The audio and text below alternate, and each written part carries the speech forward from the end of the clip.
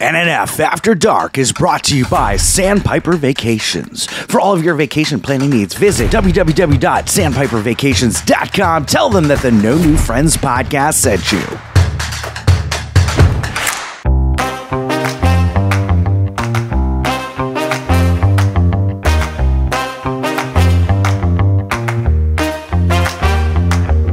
Welcome to NNF After Dark. Chris is going to take you through the highlights of the previous episode and maybe even say some bad words, plus celebrity interviews and much, much more. And now, here he is, the scumbag reselling hoarder himself, Chris Yon! Broadcasting live. Well, live for me anyway. From the Sandpiper Vacation Studios. Why do we say broadcasting live, Scott? This is a podcast. At one point, we were broadcasting live. Regardless, we're on Twitch. We're on Twitch. Oh, we are on Twitch. All right. Broadcasting, streaming live from the Sandpiper Vacation Studios. This is No New Friends After Dark. What do we do here at No New Friends After the Dark, you might ask? Well, we're working on changing the world one episode at a time. By what, you might ask? We're peeling back the curtains of life, baby. We're tearing those bitches down. We're tearing down the curtains on the previous episode, but as well as ourselves. And not in a weird cannibalistic way. I'm not Buffalo Bill. We're tearing down the curtains of our emotions, not skin. If you are into that kind of stuff, this is not the podcast for you. The cannibal part. If you love emotion, this is the podcast for you. Anyway, so last episode was episode 150. 150. And actually, I think after this, we're going to go to a different format, right, Scott? Yeah, this is episode 151. Right. Is essentially what this is. Yeah, so officially this is episode 151. We're official. Now we're official. Yeah, we were on probation for a while, Nick. Scott was like, I don't know, man, this is a little too gay. We're putting this on probation. I vouched for you. I said, but anyway, so this is episode 151. Congratulations, we did it. We made the cut. Speaking of gay, the new episode of After Dark from last week just came out, and I just realized that I misspelled the word loss, and it's LOS. Oh my gosh. Couldn't have happened to a more important episode, Scott. I know. I'm fixing that now. Very insensitive of you. So besides finding out that Scott doesn't care about spelling, this is episode 151 of No New Friends podcast, After Dark edition. That's actually good. I like that. No New Friends podcast, After Dark edition. We might change the name. I don't know. We probably won't. I want to talk a little bit about 150 though. Although I'm really excited. This is 151 now, Scott. I can't tell you how this is pretty exciting to me. It is exciting. 150 was exciting because it's 150. But this is pretty exciting that this is officially 151 and not like 150A or 150B rather. Right. Yep. This was a we started this. So this was a supplemental episode to the podcast before, but now we're in business phase. This is 151. So a little bit less important 150. Let's talk about that for a second. So we had comedian, entrepreneur, entertainer, James Yon on. But before we get into James Yon, I just want to tell you who we're with tonight on episode 151. It is me, Chris Yob. It is Scott from the No New Friends podcast. Here we go. Every week. Scott from episode 150. You're doing so well. 150. And we got Nick from Sandpiper Vacations who makes all this happen. But let's go back to the lesser episode 150. And we had comedian, entrepreneur, entertainer, genius, magician, sexual icon, James Yon on. And we have James Yon on for every important milestone in our history. You had him on for episode. What was the first episode he was ever on? What number was that? Episode 5. Okay, so the iconic episode 5. You know, everyone's highly Idols coveted and episode. Royals. Yeah, highly coveted episode 5. A lot of podcasts don't even make it to 5. So we had him. You had him. I can't even say we. You had him on for episode 5. We had him on for episode 50. We had him on for episode 100, and then finally 150. And it's become quite the tradition of having James Yon on. And why is James Yon on every milestone, you may ask? Well, I kind of want Scott to get into that a little bit right here. And I want you to get a little bit into how did you meet James Yon? Who is James Yon for people who don't know? And why does he mean so much to you? These are all great questions. So to start off at the very beginning, how we met. So my favorite radio station here in Orlando is Real Radio 104.1. Okay, that's where the Monsters, Real Laughs is the show that James is on. It's the nighttime show from like 9. It's an hour every day. So from 9 to 10. So when I was working at one of the go-kart centers that I work at, I was approached by a sales guy to see if he wanted us to just enter into a partnership with Real Laughs. I was like, well, I'm a huge fan of Real Radio, so yes, let's figure out how we do this. And so he brought Miguel Colon with him to make a sales pitch. Miguel Colon was in the episode number 7, I think, or 7 or 8, Clavs and Calves. And you know, I fangirled out because I know who Miguel is. I'm a fan of the radio station. So then a couple weeks later, James came in with his family and asked for me by name, and that's when I met James. And he was so nice to me, just gave me a huge hug and was just so genuine, so nice, shared his phone number. And, you know, these guys to me are celebrities. Sure. Yeah. You know, shares his phone number with me, which I thought was the biggest deal in the world. Embarrassingly enough, you were a celebrity the first time I heard you to me. Exactly. Yeah. Exactly. So we entered into a business partnership with them, and they were great to us. They let me come on the radio. So I did guest spots on Real Laughs, not guest spots, but just pitching the business that I worked for, which was really cool because I got Where to did be they let you come? On their face. No, in the radio station. I got to go into the radio station and you know, they had me on for a segment so that we could talk about the business and all that. And it was a nice black couch there for you for the audition. Yeah. It was just so cool to just be in the studio with them, and record with them. I mean, I was on a radio show. This was a huge thrill. So, you know, fast forward, I just stayed in contact. We started doing this comedy show at the place that I worked. I organized a comedy show, and we hired them to put they did a stand-up comedy show. The place was packed, and just the relationship evolved. And then one day they needed a guest host. They were down a couple people, and they're like, hey, can you come and guest host? And that's kind of where the relationship really kind of started to take off. And I was on for 6 weeks straight, and then wasn't funny enough because they went with James, Miguel, Mike Hurley, and Ken Miller. That was their little foursome. And so every week that I was there recording, James kept saying, you got to start your podcast. You got to start your podcast. You got to start your podcast. And I didn't know how to do it. You know, like I've told the story a billion times. I had no idea what equipment to get. I had no idea how to do it. Because you're old as fuck. Exactly. So, fast forward to the pandemic, they have me on again, and I'm recording on StreamYard, which is like Zoom. You know, don't want to get into the technical aspects of it, but because you can't, because you have no idea.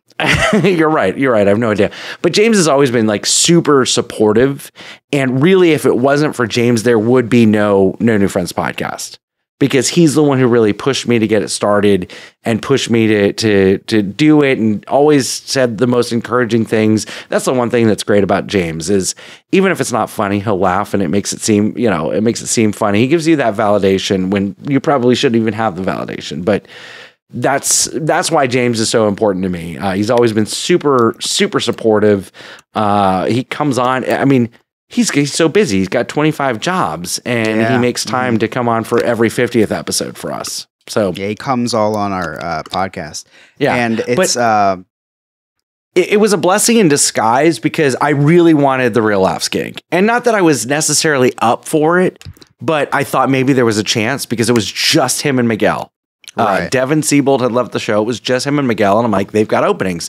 Maybe I have a shot. And I really wanted it. Had I gotten it, this wouldn't be a thing because I would have been satisfied with that.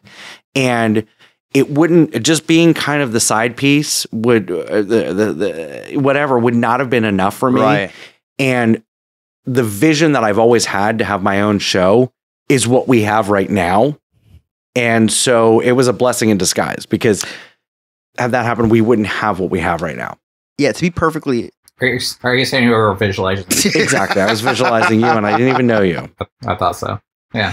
To be perfectly blunt with you, you're not cut out for Real Laughs, Scott. That's a nice thing for you to appear on every once in a while. But what your perfect role is the No New Friends podcast because you are cut out for running the show.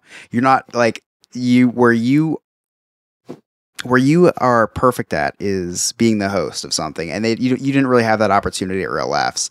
And so I'm glad you didn't, you weren't picked to do Real Laughs because now you get to showcase what you're really great at. Now you get to showcase that taking control and being the host and creating what you want and creating the vision that you want and not just being a side character. So I'm glad they didn't pick you. And me too. I mean, is Real Laughs would be the, I guess what you would think would be the easier way out, I guess, right? Because you get instant gratification, you get instant semi-fame, right? Because you get to be on the radio. This, way slower process, way harder of a grind, but you're cut out for that. But this, you really, like, this is a blank canvas and you get to paint it whatever way you want. Instead of just being a part of something, now you are the something. So... Right. Not to get sappy and stuff, but it's cool, and this all obviously goes back to James Yon just kind of encouraging you to, like, and I think he saw that in you too. So nah, this isn't really, you might not be the best for this spot, but you are the best at your own thing, and I'm glad that he pushed you to do this because this show would have never happened, but more importantly, we would have never made the friendships and relationship that we have, right. Because of that. So it's really cool. No, we would have because Remy is like the real radio stalker, and he would have connected us all at some point. Yeah, that is true. Yeah.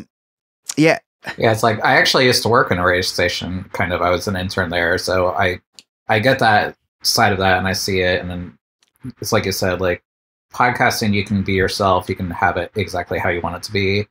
In the radio world, everything is corporate. Right. There.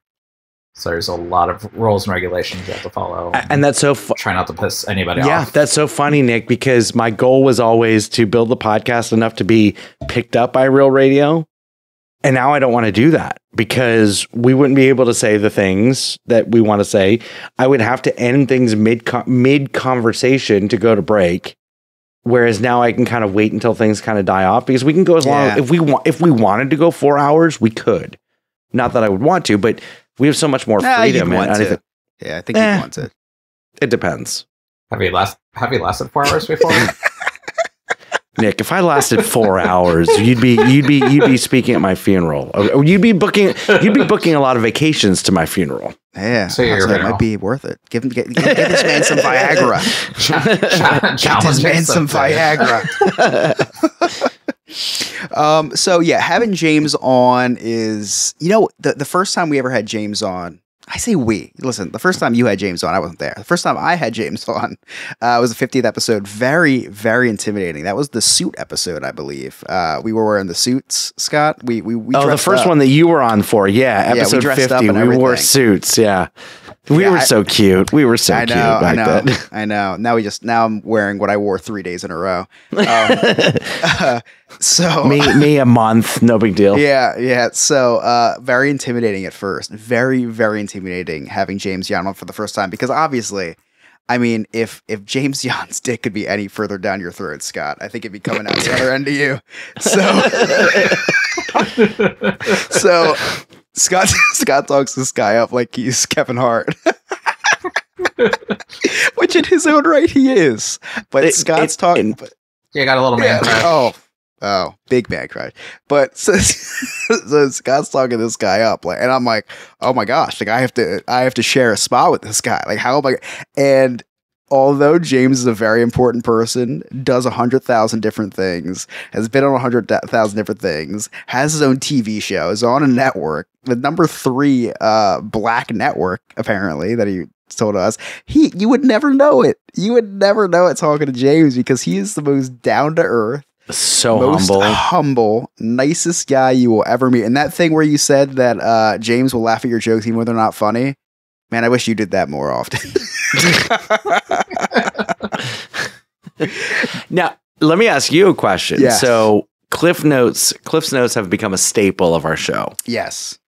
How was it for you writing Cliff's Notes tonight, knowing that James Yon, an established stand-up comedian, was going to be on? Yeah, great question.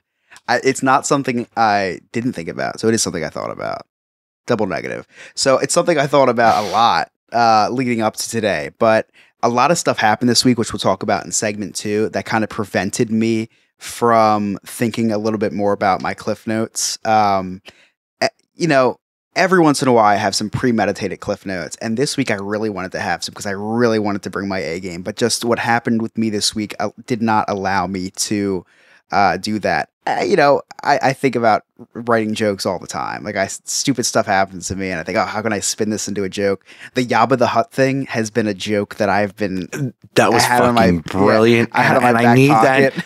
I need that on TeePublic within the next couple of days because that was amazing. I had that in my back pocket for weeks, but had no idea how to spin. I was just telling my wife this. I wanted to, because Sarah's a nerdy person, so I was gonna try to like do some like, oh, if she's gonna be Slave Leia, then call me Yabba the Hutt or something like that. But I was like, that's not me. That's not my type of humor. I don't want to sexualize someone else for laughs. So wait, I do it every week. I know. There's no shame in that. I know. I draw a line. I've only been married for a year here, Scott. So I gotta draw a line somewhere. So I wasn't gonna do. So how am I gonna fit this in? And then of course the cosplay came up. I was like, all right, here we go, Yabba the Hutt. And the delivery, I'm just really glad the reaction was exactly how I thought it would be. But yeah. I heard about this 16-foot log being washed up on the shore today on satellite radio, and I was like, how could I spin that into a joke? And I was like, oh, you know, James Yon's dick washes up on shore or something like that. So it's like, so a couple of the things, I forget what the other one was. That was because sometimes I'll do like my premeditated jokes are usually news things of the week. Funny. Oh, the 11,000 migrants was literally like 2 hours ago. I heard that 11,000 migrants stormed the border and this and that. I was like, all right, well, I gotta spin this. I love spinning jokes that shouldn't be jokes. Those are my favorite jokes to tell. The ones that really shouldn't be. And I said that one to my wife about the migrants because she came out and she said, "Did you hear about what's going on the border?" I was like, "I honestly have no idea what you're talking about." And she told me. I was like, oh my gosh. I said, what if I spun that and said that, oh, they're coming to because they heard that Scott's lawn service was fired. She's like, no, I do not want to be the reason that you tell that joke, because she's very politically correct. And then I said that joke and I look over at her and she's staring at me. She's giving me the death stare. So talk about pulling back the curtain. I pulled back the green screen so I could see her face. So there was like 2 jokes that I thought of, and of course I wanted to include the whole how much you love James Yon, but I do love writing these jokes during the episode, and this question has become a very long answer, but I do want to just kind of talk about this because that's what this show's all about sometimes. So I did want to talk a lot about how you love James Yon. You talk about it all the time. So I tried to fit that in, but I try my best not to think of a lot of stuff through the week because I think I'm better at when I spontaneously come up with these jokes on the spot. I think it lands a lot better. Usually I can incorporate stuff that we're talking about and kind of sculpt the jokes that I thought of, during the week and kind of, cookie cutter put them in. But going back to your original question, staying in front of James Yon, what's funny is I wanted to bring my A game, but there was no pressure for me tonight. I love doing this, and I believe in my jokes. Like, I think they're funny. And if no one else thinks they're funny, then hey, I don't care because I think they're funny. And it just so happened that James thought they were funny. And hearing the praise from him was just super, super cool because comedy is something that I take a lot of pride in. I love making people laugh. And to hear from somebody who does that for a living that they thought I was funny, it was just it was just really cool to hear. I really, that's a compliment that I will just always, remember, because that was just really cool. Because James is someone that I look up. You look up to him, so I look up to him, and it's just something, Yeah, and I popped on because I missed that part of it, and I popped on right when you guys were talking about that part, and right at the end of your cliff notes, and to hear him say that was really awesome, because you are really good at coming up with improv. Thank you, essentially, Nick. Is what it is, and improv's not. Clearly it's not, because I struggle at it.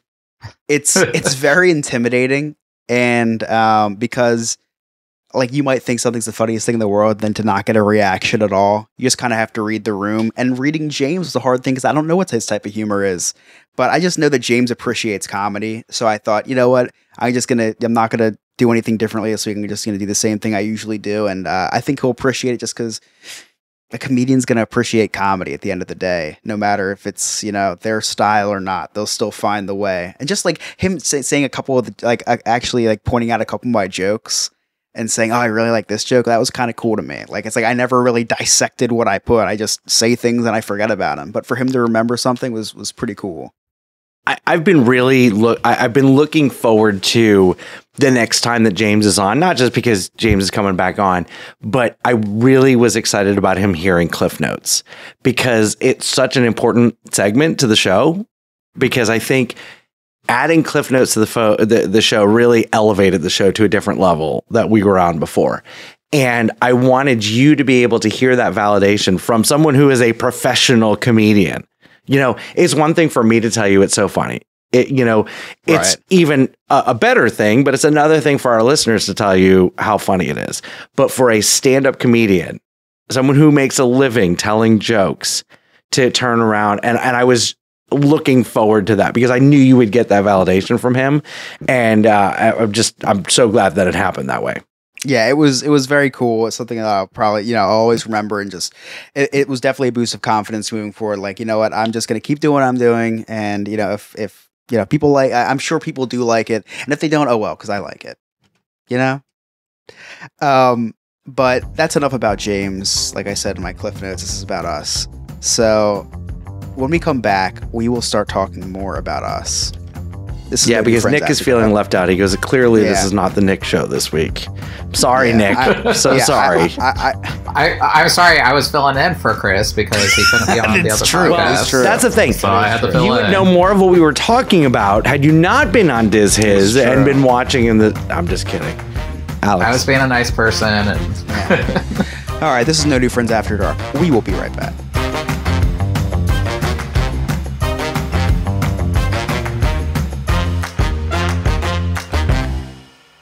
There are 3 things that I hate in life: taxes, nausea, and booking vacations. The first 2 I'm stuck with, but for the third, I use Sandpiper Vacations.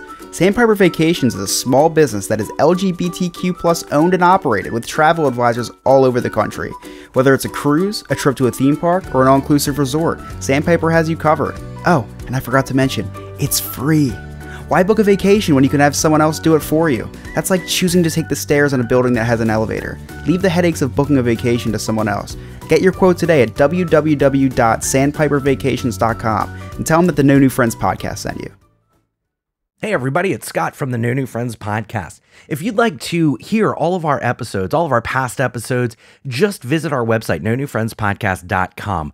All of our links to all of our old episodes are there. If you didn't understand an inside joke or just wanted to re-listen to something, just check it out. It's nonewfriendspodcast.com, or you can check us out on all streaming platforms.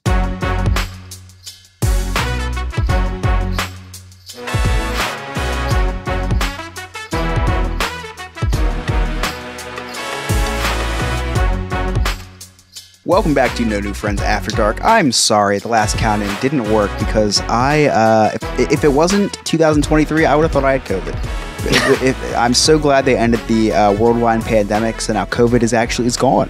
Joe Biden, you did it. Thank you so much, Joe. You said you were going to do it. You got rid of COVID. Thank you. Not just get rid of my wife's student loans. That'd be great. So anyway. You got rid of 10%. It's fine. Speak to who? I didn't get any. I didn't get a letter. Speaking about debt, I tried to go. I tried to go into a lot of debt this week. Scott. I thought you said speaking of dead, and I was like, speaking of dead, I was like, Jimmy what? Carter's still fucking alive. I know. I think Jimmy Carter's more alive than Joe Biden is. Actually, has anyone checked on Joe Biden?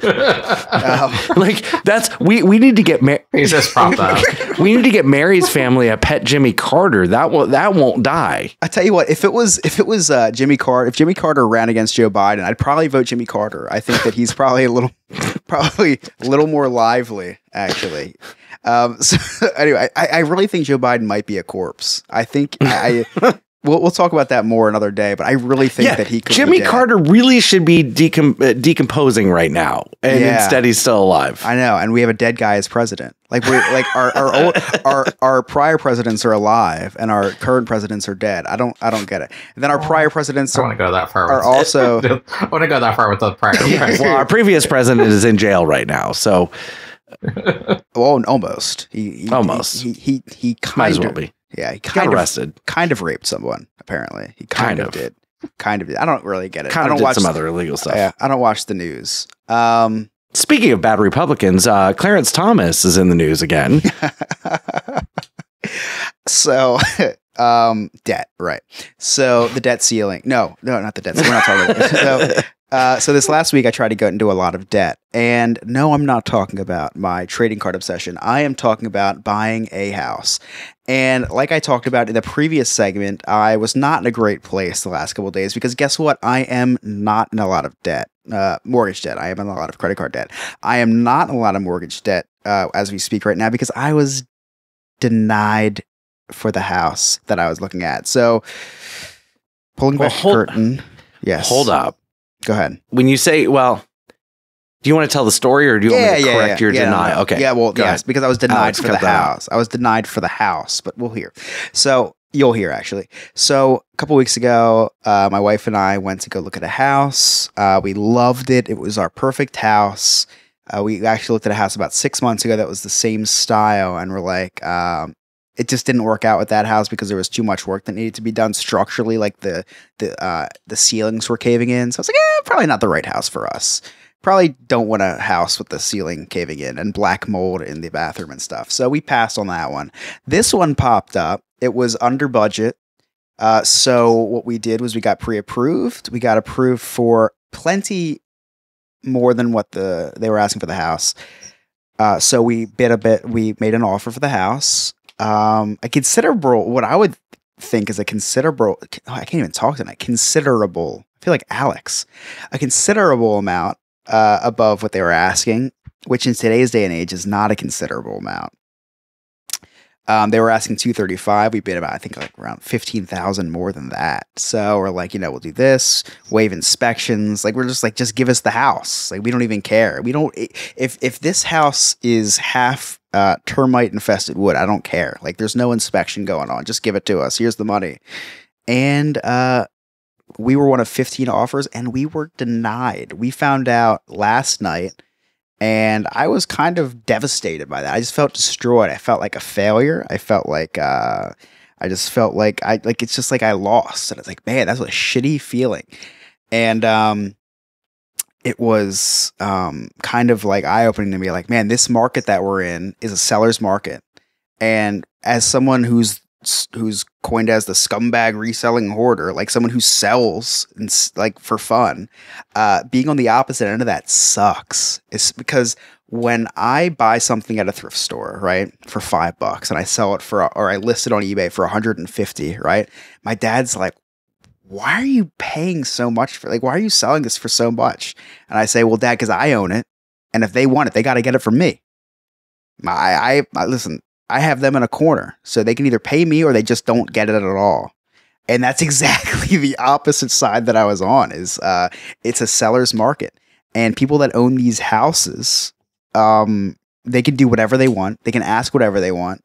We submit our offers, and then they say, "Hey, we want best and final offer." Well, everyone's going to go up on their offer now, and it doesn't matter. They can do that. You guys never heard of best and final offer when you guys were buying houses. There was no such thing because there was plenty of houses to buy. there was houses on the market for years back then. You guys are old as shit. Like you guys had, and by old as shit, I mean you bought a house during the most pristine time. So now we're back at square one. We're kind of coping with the fact that we're going to be stuck in this apartment attached to my parents' house for a little while longer, which just sucks because it's like we were ready to move out, but the world is not ready for us.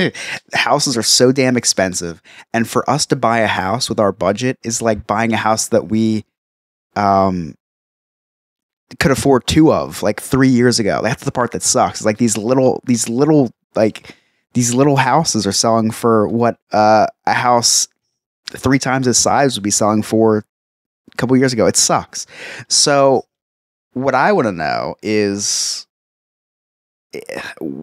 were you guys ever in a situation like this where you felt like you were ready to do something, you felt like ready to get into, you move on to the next chapter in your life, and life just smacked you right in the face, whether it be a house or whether it be really anything. Because this is hard for me, man, and I don't really know how to move on from this. This is tough. Yeah, for me, it usually ended up in a unplanned pregnancy, but Darren, I love you, buddy. You know, Chris, I shared with you, and we've talked a little bit about this, and let me take a step back before I talk about this. I was and we talked about this a little bit today. I was very concerned because you've let me in the process, and you know, obviously I was rooting for you. This is something you really wanted, but yeah. More so, I was concerned about if you didn't get it, what that was going to do to you. Yeah, and how I was going to lose. Yeah, Scott, I didn't know it was going to hit me this hard. Oh, I knew it was. And really, I need you to be on your game with productivity with the podcast. So no,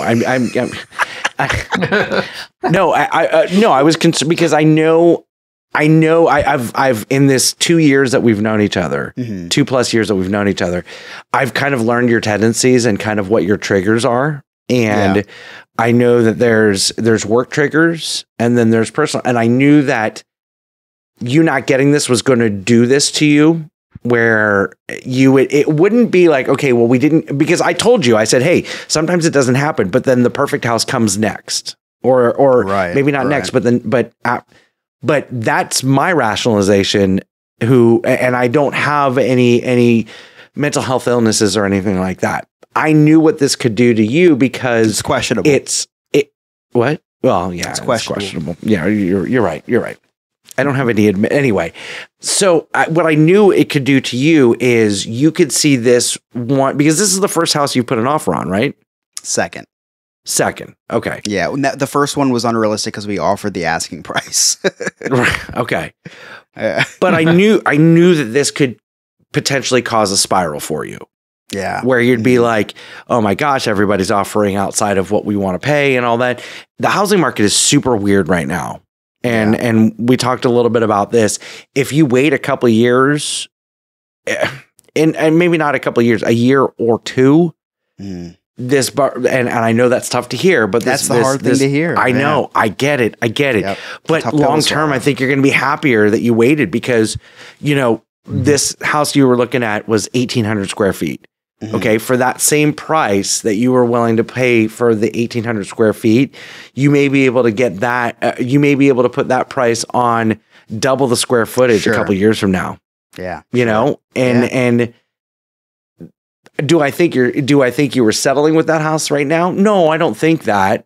Right, but you know, I see what you're saying. Yeah, I see what you're saying. But that's easy for me to say. That's easy for me to say because I can make that rationalization because I don't have those anxiety things. I don't have those the world's crushing down on me type thoughts. Right. Because I got this one denial, you know. And and Nick, what he's not saying is he's texting me from one of his 7 bedrooms in his fucking mansion. well, you know, I have 4 bedrooms. The funny thing with that, and this is where it kind of ties in, this was not the first house that we wanted. You know, when we were looking at houses, there was another house that I really, really wanted. Now, it was a good $65,000 more than this house just because of the zip code, not because of the square footage, not because of the amenities, nothing, just the zip code. One was in Windermere, one was in Winter Garden, which is poor man's Windermere. Okay. So we actually got more house and a better house for less because it's in a lower zip code. Right. But I was really upset because one, I didn't understand the process. Two, and a lot of it, I blamed Rachel. And it caused a significant little argument. I was like, you waited too long to get everything going because you wanted to noodle on it. We loved it, but you're like, no, I got a noodle on it. And then we lost it because of time. That really wasn't the reason. We never put an offer on it, but we really wanted to. And it took a little bit too long to get the pre-approval letter because of the lender that she was using was not as fast as the lender that I wanted to use. Because they were like, what do you mean your husband doesn't have any income? Listen, motherfucker, I had a significant income at that time. This guy's great credit, but why is his income like 5% of what you make? But anyway, that was really hard for me. And honestly, I put my hands up and I said, you know what? Fuck it. Let's just stay here in our townhome. Right. Because I don't want to go through this heartbreak again. I don't want to go through really wanting this house and really being excited about this house, and then it doesn't happen. Sure. Yeah. I wonder what that feels like. Nick, have you been, I don't know if you've been in a situation like this with a house, but have you been in a situation with anything like this? Maybe a guy? All the guys. I always want all the guys and they don't want me back. So for those of you at home, peeling back the curtain, we have a gay quota that we have to meet per episode. At least, so we have to talk about at least 25% of the episode has to be super gay. Otherwise, you're homophobic. Exactly, 100%. We'll get canceled if we don't reach that quota. As far as houses go, we were on the seller side on our last house where we had those offers coming in. So for us, it was beneficial. Scumbag. But it does suck. And like he said too, it's like that right house is going to come along. And when he said that, it actually made me think about something we learned in adoption class too, is that there is going to be adoptions that might come in where it's going to be a failed adoption. It's not going to go through. And that's just not meant to be your babies. How they try to train that in us because of us that deal with these mental health issues. We're going to spiral no matter what. But hearing little things like that, like the right house is going to come along, for me, that would be helpful. Obviously, it's different for everybody too. It's a good way to look at it. And go ahead, Scott. No, Nick, you're 100% right. And I think that the problem is when you're in what you're in, it's hard to hear that. It's hard to hear that and be like, because right now it's like, no, fuck it. It's never going to happen. And you're hearing from two different people, your right house is going to come along or your right baby is going to come along or whatever. But when you're in that situation, you don't want to hear that. Yeah. You don't believe that. And I get it. But I think we've established over, especially the last episode of After Dark and the course of this podcast, that everything happens for a reason, whether it's a higher power being God or the universe or whatever it is that you believe in. Things happen in a certain way for a reason. We can get super deep with it with what Nick shared with us last week, or we can get to, Chris, we randomly met you through the Podfather Remy. Yeah. Okay. That doesn't happen. I don't know that this podcast exists today. I think it fizzles out and it's something, it becomes something else down the road, or I get discouraged or whatever. But randomly meeting you, now here we are doing these important Wednesday episodes. Absolutely. And we've built these great friendships, and the podcast is bigger than I thought it could be at the time. Yeah. Yeah. No, 100%. It's hard to hear in the moment. And it's a hard mental hard health pill to or swallow. not. Yeah. It's a hard pill to swallow because what happens is Emily finds the houses and then I take point really on closing the deal. The realtor we use is someone that that actually helped buy the property for the business, which a lot easier to buy a business property because everyone's working virtually. So a lot easier to get a physical commercial property than a house. But so I'm trying to close this deal. I'm trying to, it's my first time really getting into the nitty gritty with buying a house. So I'm talking to him on different verbiage and and waving this and waving that and offering this and offering that, and like, oh, let's start here. Well, because we know they're going to come with best and final, then we'll offer this. And I take pride in my ability to be able to sell things, or buy things for that matter, I guess you'd say. That's what I've done my whole life. So I kind of felt like when this fell through, I kind of I know I didn't, but I feel like I let Emily down.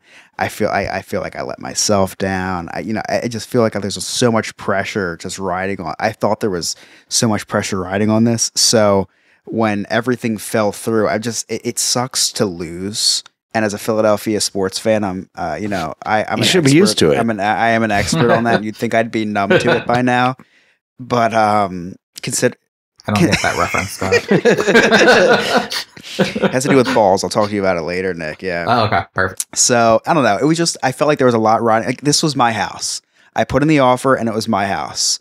I'm not used to this. I'm not used to, like, I don't know. It's just sucks. Well, it's like it's not like they didn't pick you because of who you are. They have no idea who anybody is when they're selling these houses. They're, I think, legally not even allowed to know. So obviously I had nothing to do against you, so keep that in mind as something.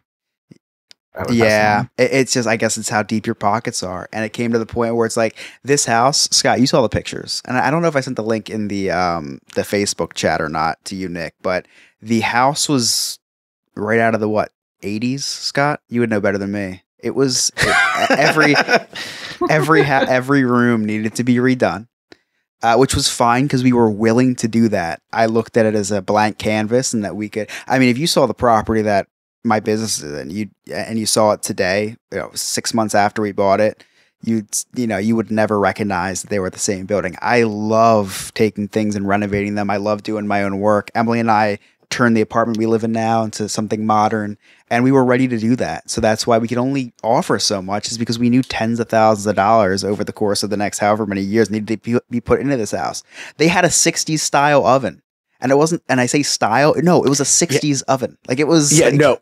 This oven was so old that Sarah got super excited about it because she's into, like, very thrift, old school type things. Like, honestly, Nick, if they ever decided to remake the Carousel of Progress, they could have done it in that house. Oh, it was. There was wallpaper in every room. Yeah, they had the couple of the newer rooms had popcorn ceiling. Figure that one out. The newer rooms had popcorn ceiling. And it was just like, we went, funny story, we went into the bathroom, and for like 3 minutes we didn't turn the light on because we couldn't find the light switch because it was blended in with the wallpaper, because they put wallpaper over the light switch. Like, Chris had to be educated on what exactly wallpaper is. I was just pissed that it was like, the wallpaper was up so nicely and there was no seams and everything. I couldn't let it. Who does your contact paper? No, yeah. So I guess at the end of the day, I do have to practice what I preach. I said last week, everything happens for a reason. It's a lot easier said than done, but everything does happen for a reason. I know the house that we do find, because we want it to be our forever home. We don't want to have a starter home. So just a lot of pressure, man. We do live in this compound that we talked about a couple weeks ago, where all my family lives, essentially. And when we move out, my sister and her boyfriend will move into this. So that was kind of a little bit of pressure riding on me too, because I really want them to be given the opportunity that we were given to be able to live in this space for, very low rent, and to be able to kind of gain their footing before they move out too. It's a really good starter place, really good, what I call stepping stone. I just don't want I don't want many more stepping stones. I want that house. And with this market that we're in, it just feels impossible to be able to get that. But it's tough, and it's an up and down market. I've been hearing different things from friends that are in the real estate, and I know for a minute, like, it was easier to get some houses, and now it's getting tougher again. Yeah, so it's peaks and valleys, and I've seen more. Yeah. I think I make offers for houses in all of the peaks of the market, and I gotta wait for one of those valleys. But I don't know. If this is the worst thing that I have to worry about, I guess that my life is pretty good. You know what I mean? So it's like, we're healthy. We We both have jobs. So it's like at the end of the day, it's an inconvenience, but it's not something that's detrimental to our lives. And I think that's what we're kind of, talking about right now. So Yeah, it sucks, but just remember you have a roof over your exactly. head. You have family around you supporting right. you. So along that way. So it is what it is. When I do get a house, I will invite all of you up here, and I'm going to do that, all of our Patreons, everybody, because I know everyone lives very far away, so no one will be able to come. But I will extend the invite to make it look like I'm very polite and extending an invite to everybody. So I just want to throw that out there for you. Well, and now, listen, Nick's a travel agent, so I know he will be there. Because he will probably have comps. If you want to book a trip to New Jersey for the housewarming, contact any other vacation planning company except for Sandpiper Vacations, because Nick does not want to book your fucking trip to New Jersey. Who the hell wants to go there? Nick. You have to pump your own gas. No, they pump it for you. Pump it for them. They're lazy asses. Right. But Nick, we don't have to worry about gas, man. Come on. So you and I don't have to worry about it. We have electric. Before we go to break, I do want to say a quick story. Nick, we do have the same car. We both have an electric car. I got in my car today. I turned it on, and it said that everything was malfunctioning, and I had a heart attack. And I started. It was the scariest thing ever. Has your car ever done that? I haven't done that, but so with the car, you can use your phone as your key. So I leave my key at home. Please tell me about this, because I had a scare the other day. So today I'm like, I took the car out and I was texting Sean, and I noticed like the internet signal was being really crappy on my phone, and it seems like there was an outage or something with AT&T. The car didn't recognize my phone. No. For like 10 minutes. So I'm like sitting there like waiting for either my phone to work or the car. And there's a backup password you can put in. And I'm like, shit, I don't remember this password. I'm gonna be stuck here. That happened to me 2 weeks ago. On every Monday we go to my mother and father-in-law's house, and we get into my car, and I keep my spare key at my office. I don't know why. I would need it there, but I keep it at the office, which is like 20 minutes away from us. So, and my other spare key, God help me, I have no idea where that thing is. So it's probably in a pocket in the wash. I have no idea where that thing is. So I'm like, my phone, listen, I got this electric car. My phone's my key, man. I don't need to. So I get in the car. Well, I don't get in the car. I go to the car. I'm clicking the button to open the door. It's not opening. So I'm like, all right, this happens sometimes. So I use the little code on the thing that I just changed. So I remembered it because I forgot my old one. So I did just changed it, and, pop it in, boom, I'm in the car.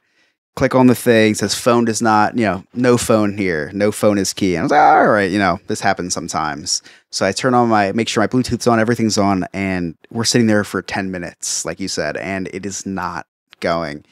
And I was like, oh my gosh, I'm going to have to call. First of all, I'm blocking my in-laws' driveway because I park at the bottom of their driveway because we're there for an hour. So no one's leaving or going. So I'm blocking them in. And I'm like, I can't drive this home. Like, I'm gonna have to call my parents to pick me up so that I could go home to get Emily's car, to go to my office to get my spare key, because I don't know where my spare key is at home, and then to drive back to go. So anyway, needless to say, after 10 minutes, it finally figured out my phone was in the car, and I did make the password.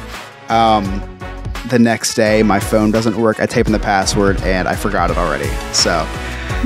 This is No New Friends After Dark. We'll be right back.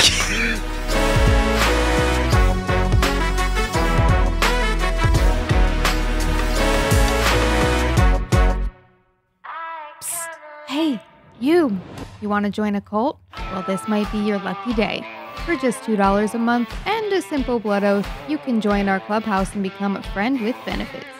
In addition to the amazing feeling of donating to the poor, you will have access to Patreon-exclusive content, live shows, and maybe even a behind-the-scenes look at my secret stash. To get started, head on over to NoNewFriendsPodcast.com and hit Join Our Clubhouse. Can't wait to see you at the initiation ceremony. Oh, and in the chat during our live shows, of course.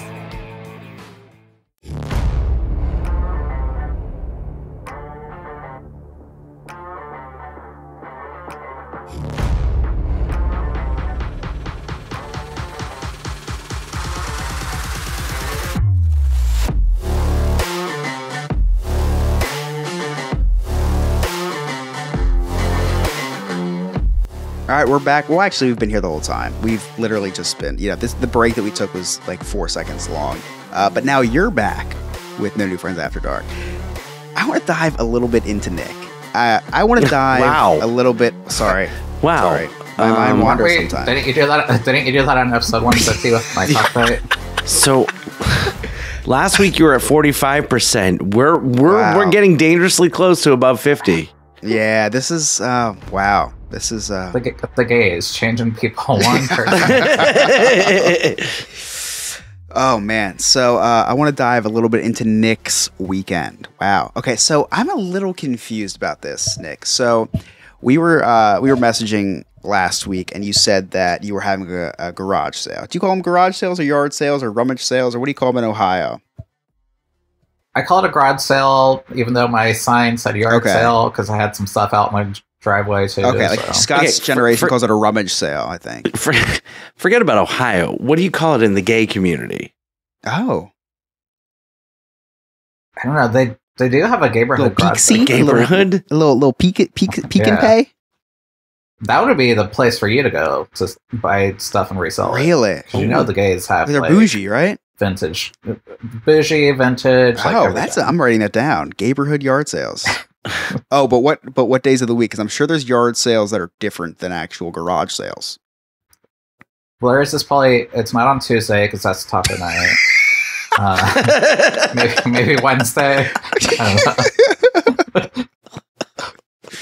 Can't do Sunday because of brunch. Friday, Saturday, we're at the club. All right, Nick, can you stop talking? We hit our gay quota. Maybe. We're fine. We're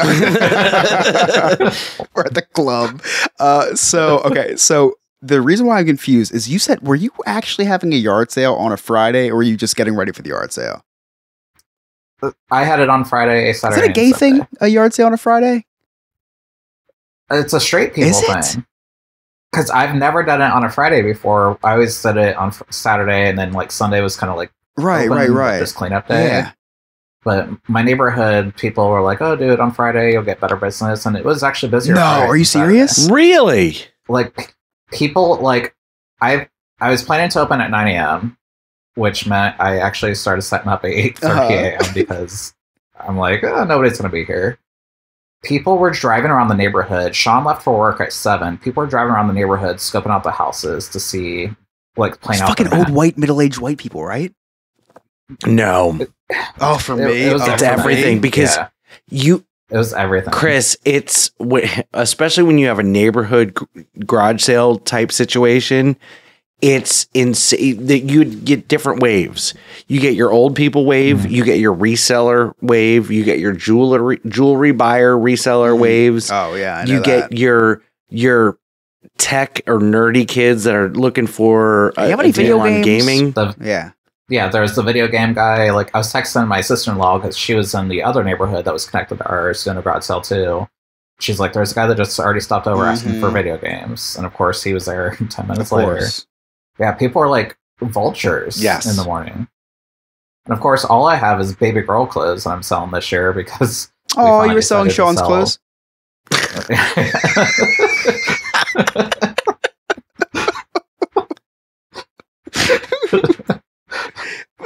But there are people that come and ask for baby stuff. Like there is a baby crowd.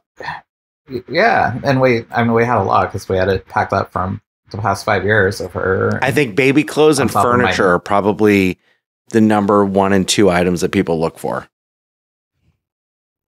You would think, but I didn't sell as many as I was hoping for because I still have a shit ton. But she's also very spoiled because she's got 2 dads, she's got grandparents buying her shit, the neighbors giving us hand-me-downs. So Friday was your busy day. So listen, when I have a yard sale, we used to have a jewelry store, right? So I have a lot of old jewelry, and like I know how much I paid for. I paid pennies for this stuff because we used to rob people. So we'll talk about that another time. So I have a lot of next time on jewelry. Jersey Man, Florida Man, not physically local jeweler, just morally rob people. So I have a lot of old stuff, and I used to love when I looked younger. Because when I have these yard sales, people think, "Oh my gosh, this kid doesn't even know what he has here." and I was doing it for a living, so I knew exactly what I had here. So I always go on my Craigslist and my Facebook, and I put jewelry, yard sales. We have jewelry, silver, gold, starts at 8 o'clock, and in all caps, no early birds. Don't you know a fucking early bird's ringing the doorbell at like 6:30 in the morning? 6:30 in the morning. And it's this like middle-aged white guy who's trying to get over on me. Oh, you have jewelry? Yeah, I have jewelry. Listen, I told him I had a jewelry store. Like, I'm telling this guy, like, listen, I had a jewelry store. Like, I'm not going to waste your time. And I had about 70 silver rings. And he goes, how much for all this? And I was like, well, I'm going to have to count it up. Like, I'm not just going to give it, like, don't just give me $50. So I added up. I was like, all right, it'll be like $600. So all right, I think I'll pass. It took me like 15 minutes to add everything up. And then I'm setting up, and you have all these people just hawking you for stuff. This woman comes up, and she said, you said you had gold here? Well, three garage sales ago, I had gold, but now I have like one pair of earrings left. So of course I still put in the ad, I have gold, because I'm not lying. I'm just, So yeah, there is gold technically. And I was like, oh yeah, here's these earrings. And she's pissed. She's under breath. She's like, oh, I stayed out here all this time for this. She was literally parked outside the house for 2 hours before the yard sale started. 2 hours. And she was disappointed, but hey, that's not my problem. I still ended the day with a pocket full of cash, and we have donuts on yard sale days. So I had a stomach full of donuts. And how does that differentiate from any other day? It doesn't. I have a donut. God damn it! Delete.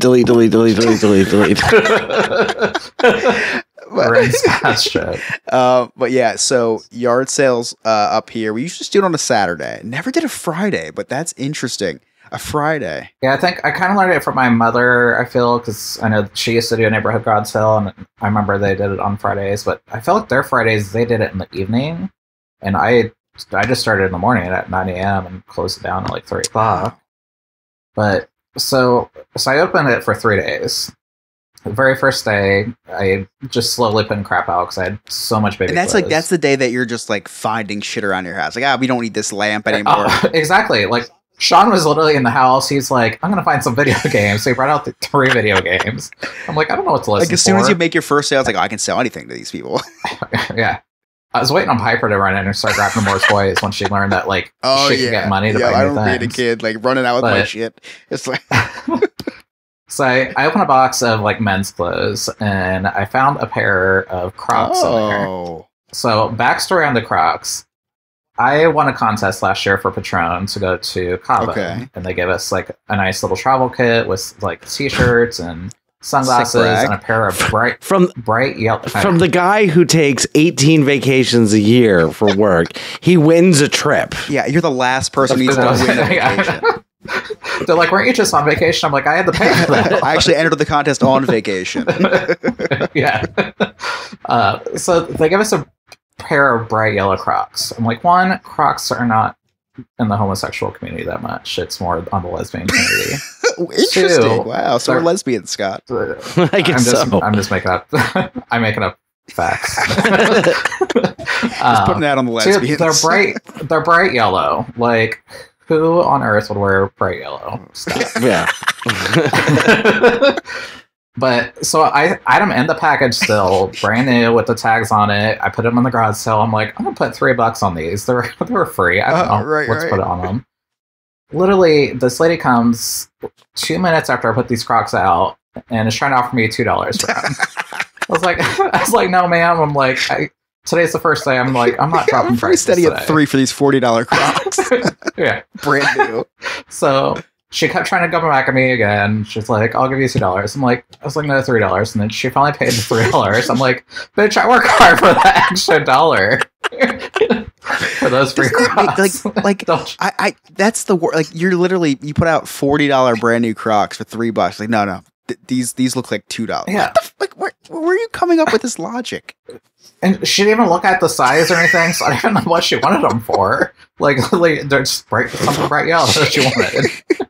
She just wanted to go back in her car. I just got the deal for these babies, $2. $3 Crocs. So yeah, when I was younger and I'd sell like one of my action figures, I'd be like, because you bring the old action figures out, you bring the old wrestlers out, and you keep the good ones inside. Once you make your first sale, you're sprinting inside. Like, oh, I don't give a shit about this one anymore. I'm selling you. And you walk inside. You walk out with all your stuff. You make all this money, but you do get depressed. You do walk back in with depression because you just sold all of your shit for like $3 to a Hispanic middle-aged woman who is going to resell it on eBay. Don't even get me started on when I sold all of my Nintendo games, original Nintendo games, for $20. Oh, I was so pissed at you. That was within the past few years. That was years. That was 10 years before we met, but still. No. You had a yard sale, and you're like, oh yeah, I sold. No, I didn't sell the Nintendo. He only offered me $75. Huh? Yeah, I sold all of my Nintendo games at like 10 years ago, 5 to 10 years. I don't know. No, my daughter's 11 years ago. Sold them for $20 for all my games. Oh yeah, Nick, we won't tell Scott, but during the pandemic, there's this big video game boom, and all that stuff's probably 10 times. Oh, yeah, it's worth 10 times as much as it was. But for sure, we'll cut that out. So Scott won't hear it. Scott, do you enjoy selling all the stuff that Rachel buys at yard sales? No, she enjoys selling all my shit that I had from before. It's hard for us, Scott. Us hoarders, it's hard for. Nick, do you have a physical, do you have any emotional attachments? Is that why you kept your daughter's clothes for that long? Yeah, we'd kept it just because we talked about going back to the adoption route again.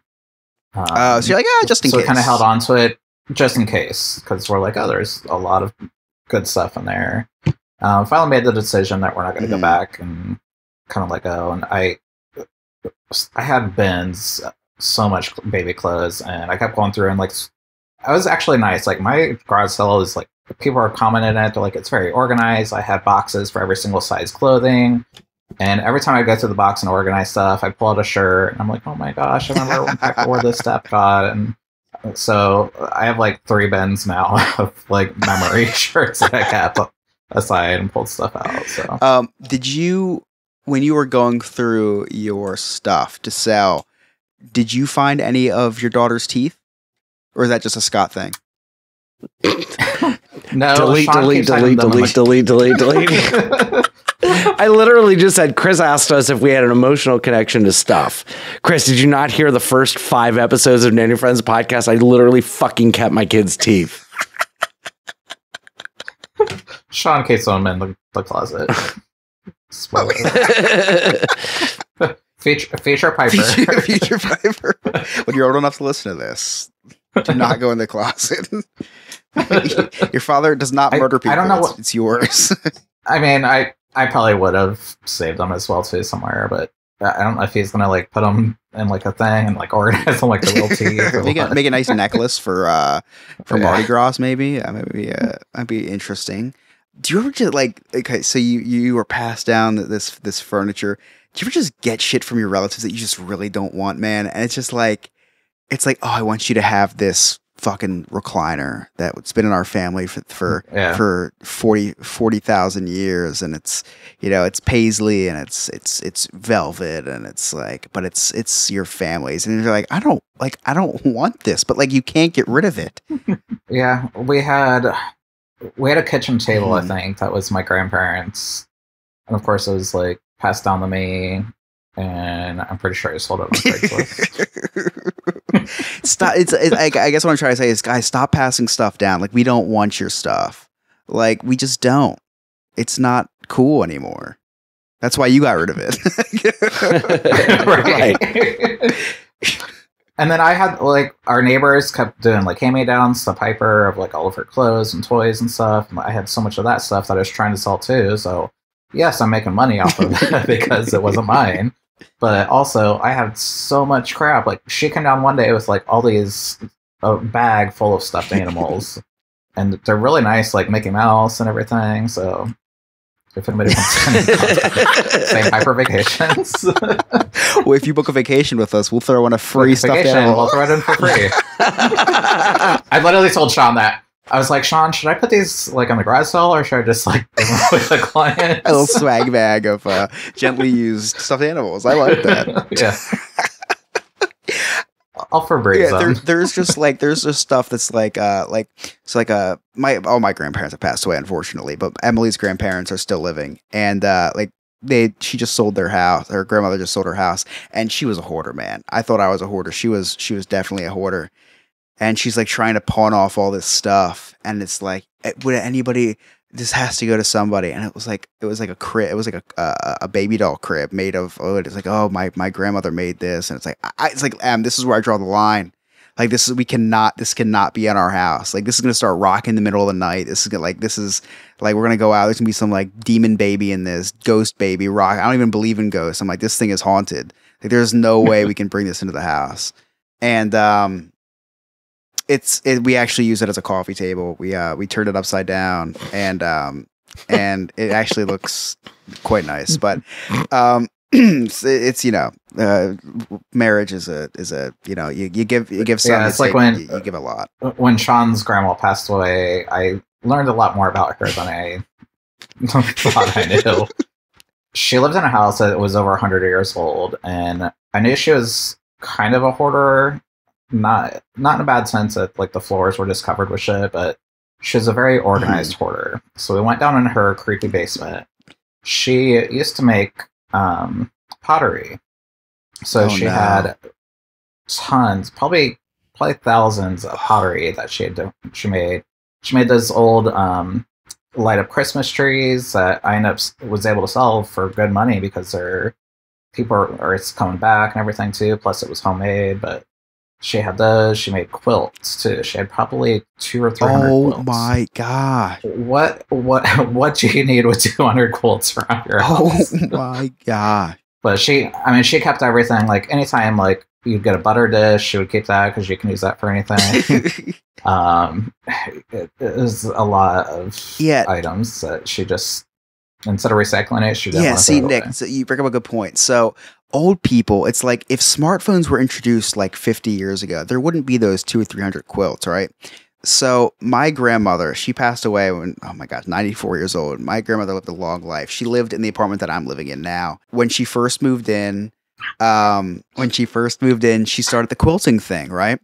And you can tell how bored and how old a grandmother is by how many quilted things they have in their house, because they start with the quilt and then they've made as many quilts as they can. Then they do the comforter. They do the little doily comforter, and then they start making the valances for the windows, and then they make the table covers, and then they make the little couple. I kid you not. My mom went out to lunch today for her birthday, and my next door neighbor, who was around 90, gave her a gift, and it was one of those doily, like, to put like a cup on, and it was like sweet, super sweet. She made it, but it's like you can tell how much time an old person has on their hands by the crafts that they do. Because when they start making like frickin' like yarmulkes and stuff, my grandma had quilts, like that's when you know. My grandma had the thing over the tissue box. Yes, she would make the yarn. Yes, the like when you start making condoms for tissue boxes out of quilt. Like that's when you know you have way too much time on your hands. Listen, if my grandmother had Angry Birds, I bet you she would have been like, or Candy Crush, she would have beat the damn game. And there's infinite levels on that game.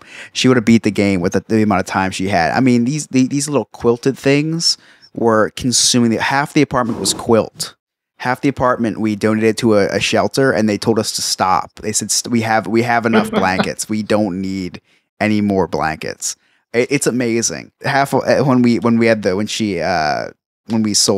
moved into a memory care unit, we had a yard sale, and the yard sale lasted 4 months because of how much stuff that she had, and it was incredible. But speaking about things going on for too long, I've been talking for too long. All right, guys, we have a very, I know I didn't want to get too serious on this episode, but we did get what I consider a serious question from one of our listeners. So thank you, Ryan, for posting this.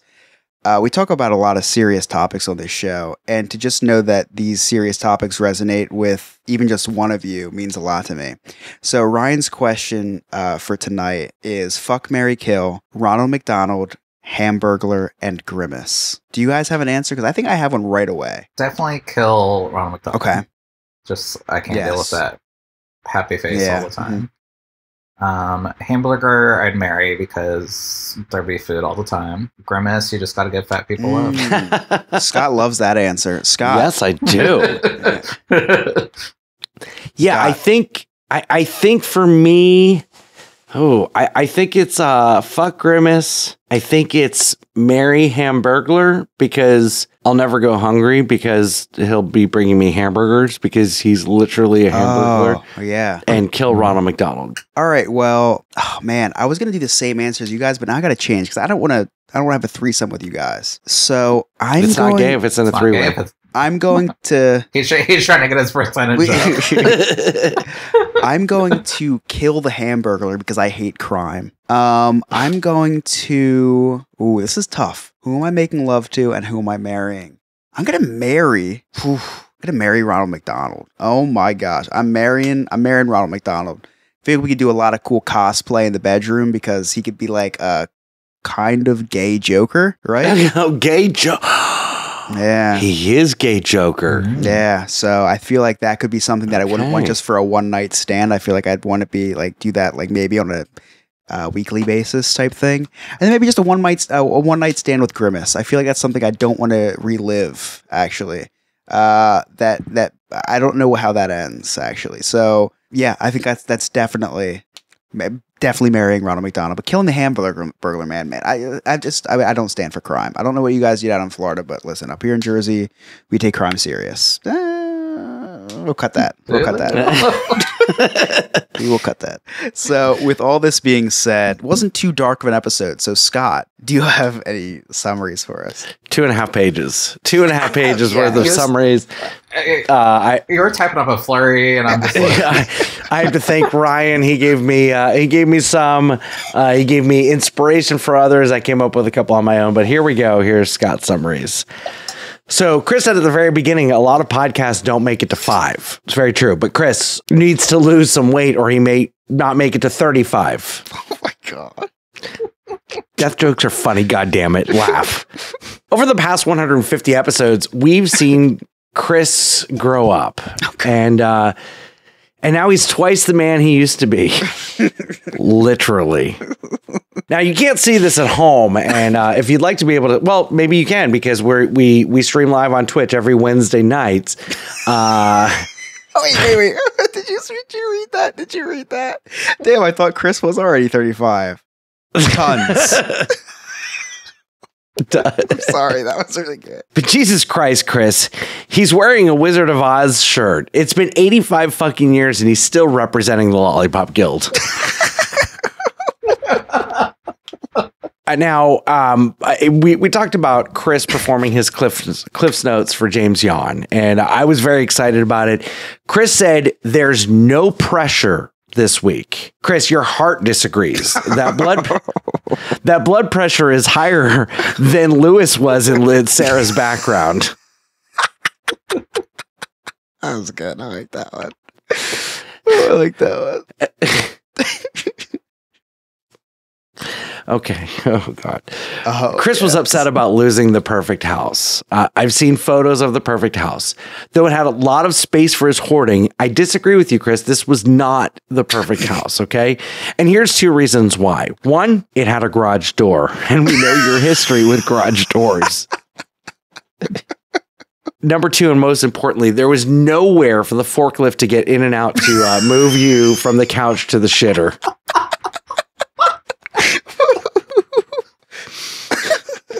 I've had a lot of conversations with Chris this week about this house thing and all that, and he shared some very personal information, and in having these conversations, he shared his credit score. I'm not going to lie, I was impressed. He's got a very, very, very good credit score.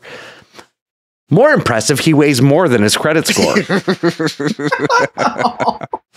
All right, this is a first. I've got a duplicate joke here, okay? Chris said it's a hard pill to swallow. Nick said we have to have the episode be 25% gay or we are homophobe. Nick, what kind of things do you like to swallow?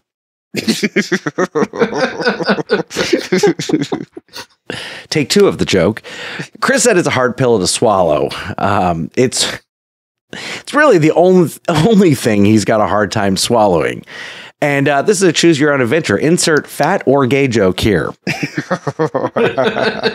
When Chris walked into the house, he was super impressed. And Emily actually reached out to me and told me that he asked the realtor who their contact paper guy was. Emily had to remind him that that's wallpaper. It's called wallpaper. Chris said he stepped into his car and it was malfunctioning. He said he was having a heart attack. Chris, I don't think that was your car. I think that was the health app on your Apple Watch. Chris said he had no idea where the spare key to his car was. Okay. He said it could be in his pants or in the wash or whatever. I know exactly where my spare key is. It's in the shorts that I wore when I bought the car 7 years ago. Unrelated, here it is in my pocket that I'm wearing right now. You even had the prop for that one. I had a prop for it. Yep. Chris's parents never had to sell Chris's baby clothes.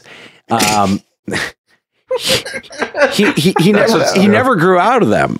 He was able to wear them until the recent weight gain. Now the Yob House is doing the world's largest garage sale. It's 25 years of baby clothes. That's good. That was good. So Chris mentioned he sold a lot of jewelry. Sells rings. How much for that ring that you and Sam took to Mount Doom? I didn't get the joke, but apparently it's Middle Earth, Lord of the Rings, Lord little of the hobbits. Rings He's a hobbit. I understood shorts. the hobbit joke. Okay. I understood the hobbit joke. I was confused. I was confused as well, and then I had to read it. That was a Ryan joke, but it's funny for all of you Middle Earthers. Nerds. Nick said Crocs attract lesbians. My Croc addiction has finally paid off, guys. I'm really excited. I like that one. All right, a couple more. Nick said that his husband keeps his their daughter's teeth in the closet. Clearly, that's the only thing that Nick and Sean keep in the closet.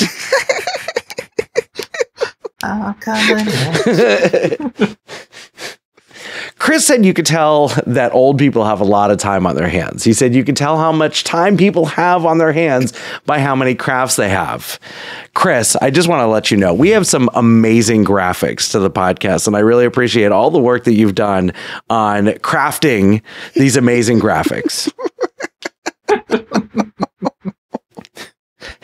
This next one is courtesy of Chris. Chris, you said that you're sad that the house that you made an offer on was sold to someone else. I'm happy because you can finally shut the fuck up about it.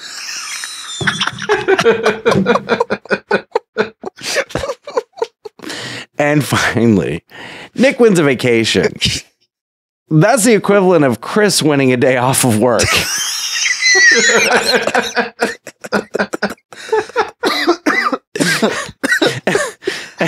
And those are my summaries. I don't even remember what I'm supposed to say at the end. Oh, man. Never did.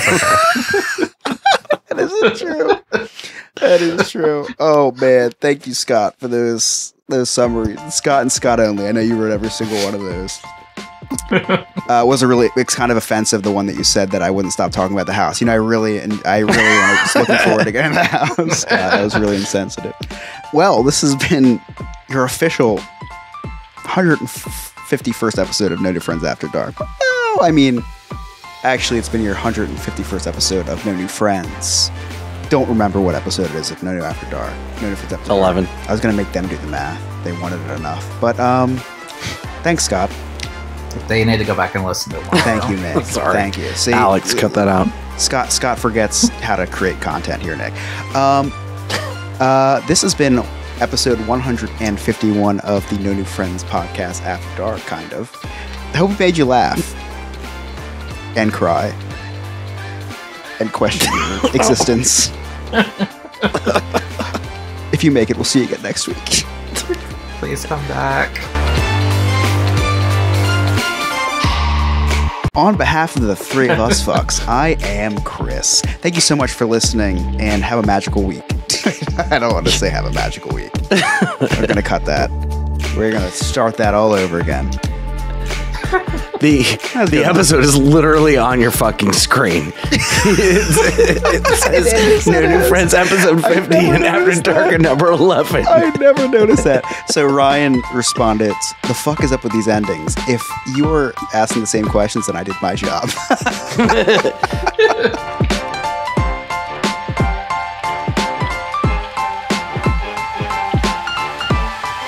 No New Friends After Dark has been brought to you by Sandpiper Vacations. SandpiperVacations.com. Just check out our website, nonewfriendspodcast.com. Become a friend with benefits. Check out our sweet merch and so much more. This has been a No New Friends Entertainment LLC production.